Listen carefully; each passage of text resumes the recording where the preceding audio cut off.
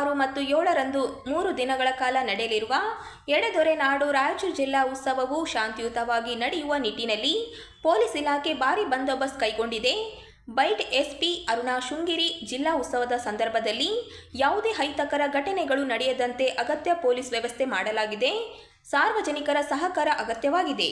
ಉತ್ಸವದ ಭದ್ರತೆಗಾಗಿ 3 ಡಿಎಸ್ಪಿ, 8 ವೃತ್ತ ನಿರೀಕ್ಷಕರು, 16 ಪಿಎಸ್ಐಗಳು ಹಾಗೂ 500ಕ್ಕೂ ಹೆಚ್ಚು ಪೊಲೀಸ್ ಮತ್ತು ಗೃಹ ರಕ್ಷಕರ ದಳದ ಸಿಬ್ಬಂದಿಯನ್ನು ನಿಯೋಜಿಸಲಾಗಿದೆ. ಉತ್ಸವದ ಅಂಗವಾಗಿ ಫೆಬ್ರವರಿ 6ರಂದು ಬೆಳಗ್ಗೆ ಶ್ವಾನ ಪ್ರದರ್ಶನ, ಕೃಷಿ ಮೇಳ ಹಾಗೂ ಉದ್ಯೋಗ ಮೇಳ ನಡೆಯಲಿದ್ದು, ಸಂಜೆ ಡಿಕೆಡಿ ತಂಡದ ನೃತ್ಯ ಪ್ರದರ್ಶನ ಹಾಗೂ ಅಲ್ವಾಸ್ ನೃತ್ಯ ತಂಡದ ಸಾಂಸ್ಕೃತಿಕ ಕಾರ್ಯಕ್ರಮಗಳು ನಡೆಯಲಿವೆ.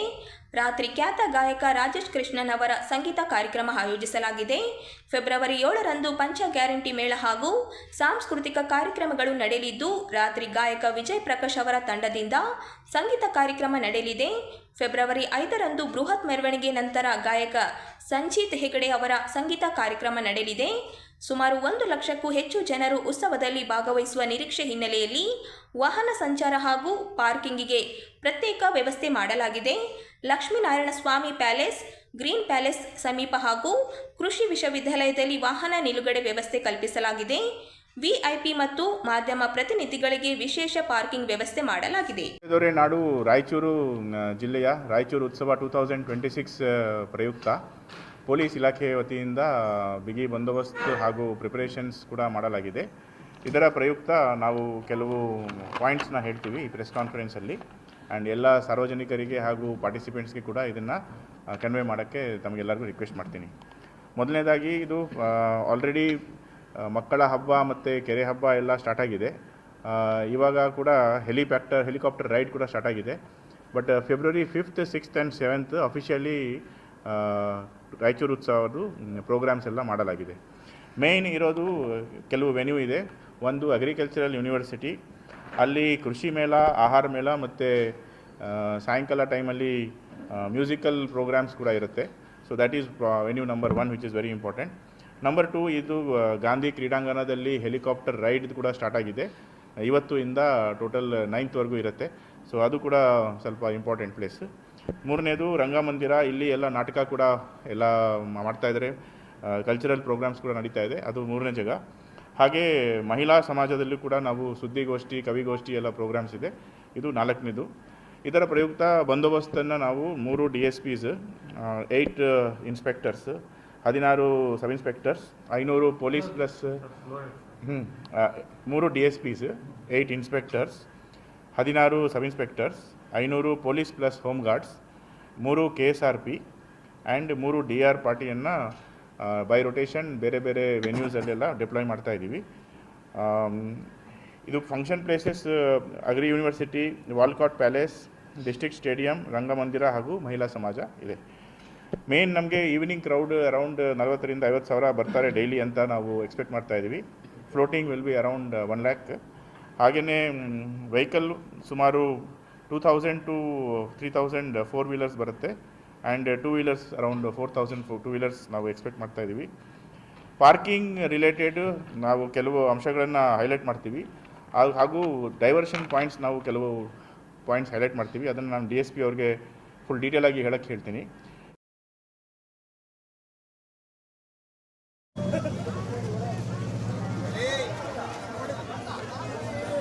ಎಡೆದೊರೆ ನಾಡು ರಾಯಚೂರು ಜಿಲ್ಲಾ ಉತ್ಸವದ ಅಂಗವಾಗಿ 2 ದಿನಗಳ ಕಾಲ ನಡೆದಿದ್ದ ರಾಯಚೂರು ಮಕ್ಕಳ ಉತ್ಸವ ಮಕ್ಕಳ ಹಬ್ಬ ಕಾರ್ಯಕ್ರಮ ಮಂಗಳವಾರ ರಾತ್ರಿ 9 ಗಂಟೆಗೆ ಅದ್ದೂರಿಯಾಗಿ ಸಮಾಪ್ತಗೊಂಡಿತು. ನಗರದ ಮಾಗುಡಿ ಕೆರೆ ಬಳಿ ಬಣ್ಣದ ಹಸಿರು ಪಟಾಕಿ ಹಾಗೂ ಸುಡುಸುಡುಗಳ ಪ್ರದರ್ಶನದ ಮೂಲಕ ಸಾವಿರಾರು ಮಕ್ಕಳಿಗೆ ಅಪಾರ ಆಶ್ಚರ್ಯ ಹಾಗೂ ಉತ್ತಮ ಮನೋರಂಜನೆಯನ್ನು ನೀಡಿತು.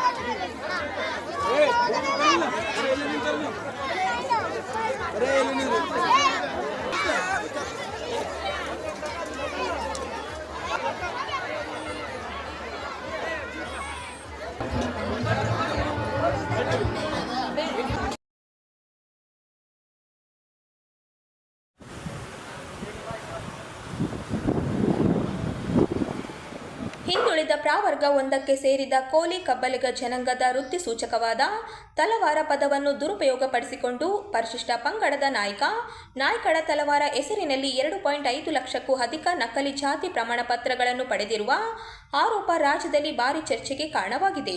ಈ ಕುರಿತು ಉತ್ತರ ಕರ್ನಾಟಕ ಪ್ರದೇಶ ವಾಲ್ಮೀಕಿ ನಾಯಕ ಸಂಘಾರಿ ತೀವ್ರ ಆಕ್ರೋಶ ವ್ಯಕ್ತಪಡಿಸಿದ್ದು, ನೈಜ ಪರಿಶಿಷ್ಟ ಪಂಗಡದ ಬೇಡ ವಾಲ್ಮೀಕಿ ನಾಯಕ ಸೇರಿದಂತೆ 51 ಬುಡಗಟ್ಟು ಜನಾಂಗದವರಿಗೆ ಸಿಗಬೇಕಾದ ಸಂವಿಧಾನಾತ್ಮಕ ಸೌಲಭ್ಯಗಳು ಕಸಿದುಕೊಳ್ಳಲಾಗುತ್ತಿವೆ ಎಂದು ಆರೋಪಿಸಿದೆ. ನಕಲಿ ಜಾತಿ ಪ್ರಮಾಣ ಪತ್ರ ಪಡೆದವರು ಹಾಗೂ ನೀಡಿದ ಅಧಿಕಾರಿಗಳ ವಿರುದ್ಧ ತಕ್ಷಣವೇ ಎಫ್ಐಆರ್ ದಾಖಲಿಸಿ ಕಠಿಣ ಕಾನೂನು ಕ್ರಮ ಕೈಗೊಳ್ಳಬೇಕು ಎಂದು ಸಂಘ ಒತ್ತಾಯಿಸಿದೆ. ಇದಲ್ಲದೆ ಪರಿಶಿಷ್ಟ ಪಂಗಡದ ವಿದ್ಯಾರ್ಥಿಗಳಿಗೆ ಸ್ಕಾಲರ್ಶಿಪ್ ಹಾಗೂ ಪ್ರೋತ್ಸಾಹಧನ ಬಿಡುಗಡೆ ಆಗುತ್ತಿಲ್ಲ. ಮಹರ್ಷಿ ವಾಲ್ಮೀಕಿ ಅಭಿವೃದ್ಧಿ ನಿಗಮದ ಅನುದಾನ ದುರ್ಬಳಕೆಯಾಗಿದೆ ಎಂಬ ಆರೋಪವು ಕೇಳಿಬಂದಿದೆ. ಈ ಹೋರಾಟದ ಅಂಗವಾಗಿ ಇಂದು ರಾಯಚೂರು ನಗರದಲ್ಲಿ ಗ್ರಾಮಾಂತರ ಶಾಸಕ ಬಸನಗೌಡ ದದ್ದಲ್ ಅವರ ಕಚೇರಿ ಮುಂಭಾಗದಲ್ಲಿ ಪ್ರತಿಭಟನೆ ನಡೆಸಲಾಯಿತು. ನ್ಯಾಯ ಸಿಗದಿದ್ದಲ್ಲಿ ರಾಜ್ಯ ವ್ಯಾಪ್ತಿ ಹೋರಾಟ ತೀವ್ರಗೊಳಿಸುವ ಎಚ್ಚರಿಕೆಯನ್ನು ಸಂಘ ನೀಡಿದೆ. ಯಾರ ಬಳಿ ಕೂಡ ಕೈ ಚಾಚುವಂತ ಸಮುದಾಯ ಅಲ್ಲ, ಕೊಟ್ಟಂತ ಸಮುದಾಯ. ಏನೋ ಒಂದು ನಮ್ಮ ಸಮುದಾಯದವರು ಶಾಸಕರಾಗಿ ಆ ಸಮುದಾಯಕ್ಕೆ ನ್ಯಾಯ ಕೊಡಿಸುವಂತ ಕೆಲಸ ಮಾಡ್ತಾರೆ ಅಂತೇಳಿ ಅವ್ರಿಗೆ ಆರ್ಜಿ ತಂದ್ರೆ ನಮ್ಮ ಸಮುದಾಯಕ್ಕೆ ಅವಮಾನ ಮಾಡುವಂತ ಕೆಲಸ ಮಾಡ್ಯಾರ. ಅವ್ರಿಗೇನು ಕೂಡ ನಾವು ಒಂದು ತಕ್ಕ ಪಾಠ ಮುಂದಿನ ದಿನದಲ್ಲಿ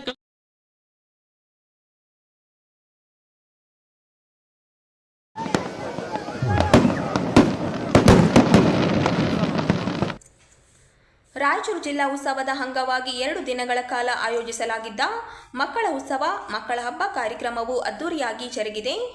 ನಗರದ ಮಾವಿನಕೆರೆ ಬಳಿ 2ನೇ ದಿನದ ಕಾರ್ಯಕ್ರಮದ ಅಂಗವಾಗಿ ಬಹಿರಂಗ ವೇದಿಕೆಯಲ್ಲಿ ಸಾಂಸ್ಕೃತಿಕ ಕಾರ್ಯಕ್ರಮಗಳನ್ನು ಹಮ್ಮಿಕೊಳ್ಳಲಾಗಿದ್ದು, ಮಕ್ಕಳಿಗೆ ಕೆರೆ ವೀಕ್ಷಣೆಗೆ ಜಿಲ್ಲಾ ಆಡಳಿತ, ಜಿಲ್ಲಾ ಪಂಚಾಯಿತಿ ಹಾಗೂ ಮಹಾನಗರ ಪಾಲಿಕೆ ಅವಕಾಶ ಕಲ್ಪಿಸಿತು.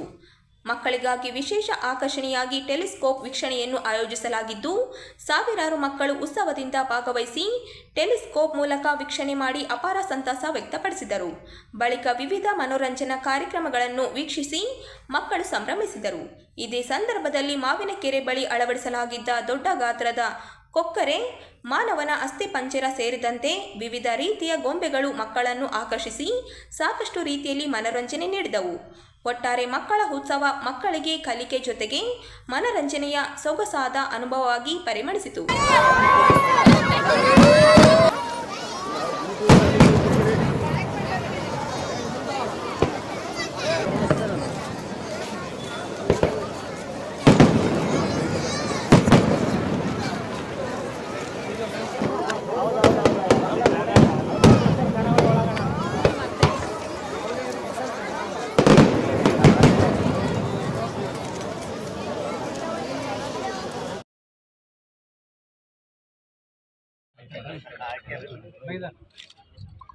ಎಡೆದೊರೆ ನಾಡು ರಾಯಚೂರು ಜಿಲ್ಲಾ ಉತ್ಸವದ ಅಂಗವಾಗಿ ನಗರದ ಮಹಾತ್ಮ ಗಾಂಧಿ ಜಿಲ್ಲಾ ಕ್ರೀಡಾಂಗಣದಲ್ಲಿ ಆಯೋಜಿಸಲಾಗಿದ್ದ ಹೆಲಿಕಾಪ್ಟರ್ ರೈಡ್ ಕಾರ್ಯಕ್ರಮಕ್ಕೆ ಸೋಮವಾರ ಭರ್ಜರಿ ಚಾಲನೆ ದೊರಕಿತು.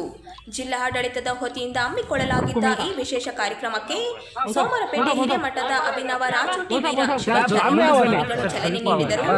ಬಳಿಕ ನಡೆದ ಮೊದಲ ಹೆಲಿಕಾಪ್ಟರ್ ರೈಡ್ನಲ್ಲಿ ಕಿಲ್ಲಿ ಬೃಹನ್ಮಠದ ಶ್ರೀ ಶಾಂತಮಲ ಶಿವಾಚಾರ್ಯ ಮಹಾಸ್ವಾಮಿಗಳು, ಪಾಸ್ಟರ್ ಯುವರಾಜ, ಜಮಿಯಾ ಮಸೀದಿ ಇಮಾಮ್ ಅಫೀಜಾ, ಮಹಮ್ಮದ್ ಅನ್ವೀರ್ ಹಾಗೂ ಬ್ರಹ್ಮಕುಮಾರಿ ಈಶ್ವರ್ಯ ವಿಶ್ವವಿದ್ಯಾಲಯದ ಸ್ಮಿತಾ ಅಕ್ಕನವರು ಒಟ್ಟಾಗಿ ಪ್ರಯಾಣಿಸುವ ಮೂಲಕ ಭಾವೈಕ್ಯತೆಯ ಸಂದೇಶ ನೀಡಿದರು. ಮಕ್ಕಳ ಕಲವರದಿಂದ ಕಂಗೊಳಿಸಿದ ಉತ್ಸವ ಕಾರ್ಯಕ್ರಮದಲ್ಲಿ ಜಿಲ್ಲಾ ಅಧಿಕಾರಿ ನಿತೀಶ್ ಕೆ, ಜಿಲ್ಲಾ ಪಂಚಾಯಿತಿ ಸಿಇಒ ಈಶ್ವರ್ ಕುಮಾರ್ ಕಂದು, ಮಹಾನಗರ ಪಾಲಿಕೆ ಆಯುಕ್ತ ಜುಬೇನ ಮಹಾಪಾತ್ರ, ಗ್ಯಾರಂಟಿ ಸಮಿತಿ ತಾಲೂಕು ಅಧ್ಯಕ್ಷ ಪವನ್ ಕುಮಾರ್ ಪಾಟೀಲ್, ನಗರ ವಿಧಾನಸಭಾ ಕ್ಷೇತ್ರದ ಪರಾಜಿತ ಅಭ್ಯರ್ಥಿ ಮೊಹಮ್ಮದ್ ಶಾಲಂ, ಕಾಂಗ್ರೆಸ್ ಯುವ ಮುಖಂಡ ರವಿ ಬೋಸರಾಜು, ಪಾಲಿಕೆ ಸದಸ್ಯ ಸಜಿ ಸಮೀರ್, ಫಸಲ್ ಖಾನ್ ಸೇರಿದಂತೆ ಅನೇಕ ಗಣ್ಯರು ಉಪಸ್ಥಿತರಿದ್ದರು.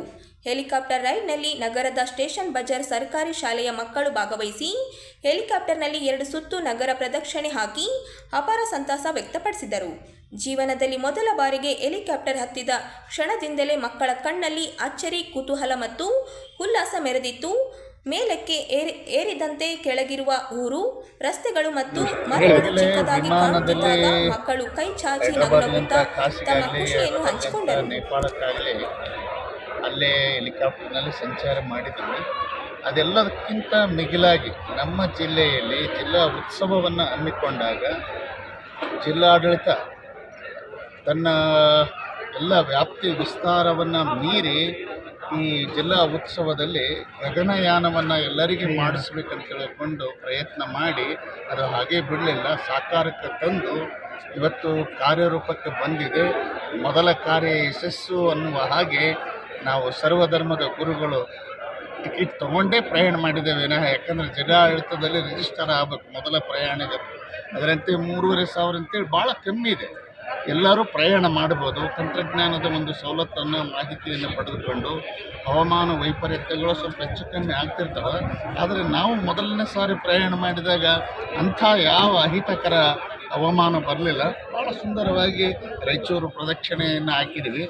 ಅದು ದೇವಸ್ಥಾನ ಮುಂದೆ ಪ್ರದಕ್ಷಿಣೆ ಹಾಕುವಂಥ ಪೂಜ್ಯರು ಇವತ್ತು ನಗರವನ್ನು ಪ್ರದಕ್ಷಿಣೆ ಹಾಕಿ ಜಿಲ್ಲೆಗರ ಎಲ್ಲರ ಪರವಾಗಿ ಸಂತೋಷವನ್ನು ಹಂಚಿಕೊಳ್ತಾ ಇದ್ದೇವೆ. ಇದರ ಸದುಪಯೋಗವನ್ನು ಜಿಲ್ಲಾಡಳಿತ ಅರಟಿಟ್ಟಿರುವಂತಹ ಈ ಸದುಪಯೋಗವನ್ನು ಎಲ್ಲರೂ ಪಡೆದುಕೊಂಡು ದಿವಸ ಏನಿಲ್ಲ ಅಂತಂದರೆ ಒಂದು 100 ಮೆಂಬರ್ಸ್ ಮೇಲ್ಪಟ್ಟು ಸಂಚಾರ ಮಾಡಿದ್ನಪ್ಪ ಅಂದರೆ ಆ ವಾಯು ವಿಹಾರದ ಒಂದು ಏನು ಫಾರ್ಮಾಲಿಟೀಸಿಗೆ ನಾವೆಲ್ಲರೂ ಕೂಡ ಒಳಗಾಗ್ತೀವಿ. ಯಾಕಂದರೆ ಅದು ಕೂಡ ನಡಿಬೇಕಲ್ಲ, ನಮ್ಮನ್ನೆಲ್ಲ ಗಗನಯಾನಕ್ಕೆ ಕರ್ಕೊಂಡು ಹೋಗ್ಬೇಕಂತಂದರೆ ಒಂದು ಸೀಮಿತವಾಗಿ ಅದ್ರಾಗ ಮುಂಚಿತವಾಗಿ ಆನ್ಲೈನಲ್ಲಿ ಬುಕ್ ಮಾಡಿದ್ನಪ್ಪ ಅಂದರೆ GST ಎಲ್ಲ ಕಟ್ ಮಾಡಿಕೊಂಡು ಭಾಳ ಸರಳವಾಗಿ ಟಿಕೆಟನ್ನು ಒದಗಿಸ್ಕೊಡ್ತಾರೆ ಅನ್ನುವಂಥ ಮಾತನ್ನು ಹೇಳಿ ನಮ್ಮ ಸಂಕ್ಷಿಪ್ತ ಸಂದೇಶ.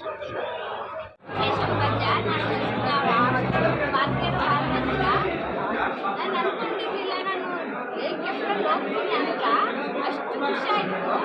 ಮೇಲೆ ಹೋದಾಗ ಒಂಥರ ಮಜಾ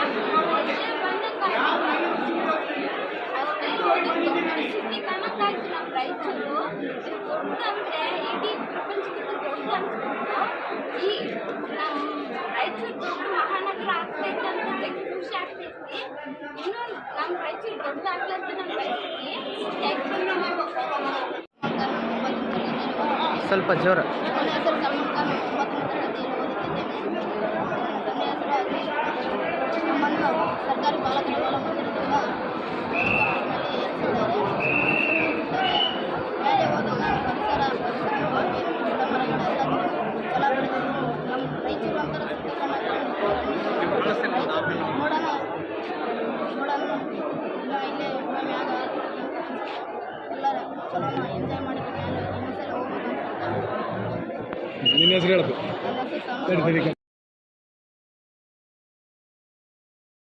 ಹತ್ತು ಇಸ್ವಿವರೆಗೆ ನಮಗೆ ಪುಕ್ಕಟೆಯಾಗಿ ಕರೆಂಟ್ ಸಿಕ್ಕಿತ್ತು.